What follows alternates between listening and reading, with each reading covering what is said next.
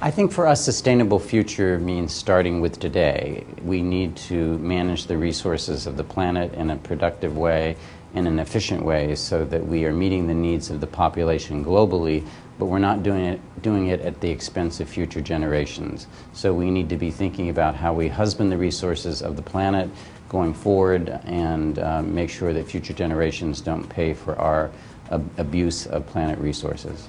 Well, I think when it comes to sustainable future, I think that mainly we need to correct our misconceptions about the past. And in the past, we thought that our planet would produce and produce and produce whatever it is we needed indefinitely, and that in addition to that, if it didn't, that we had the human ingenuity to solve some of those problems.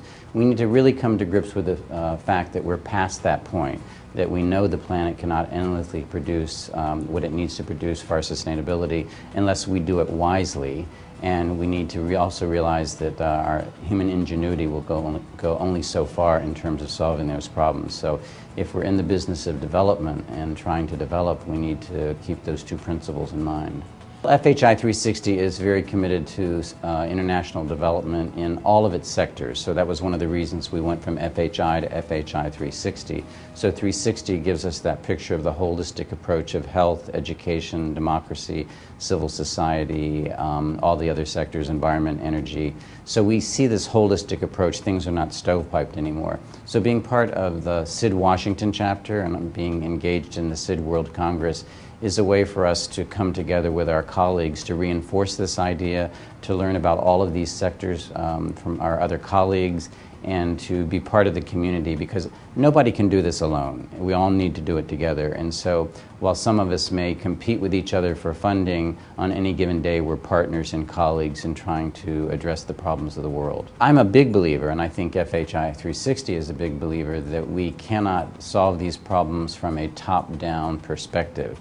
And so when we work in a country, we work in partnership with organizations and with communities.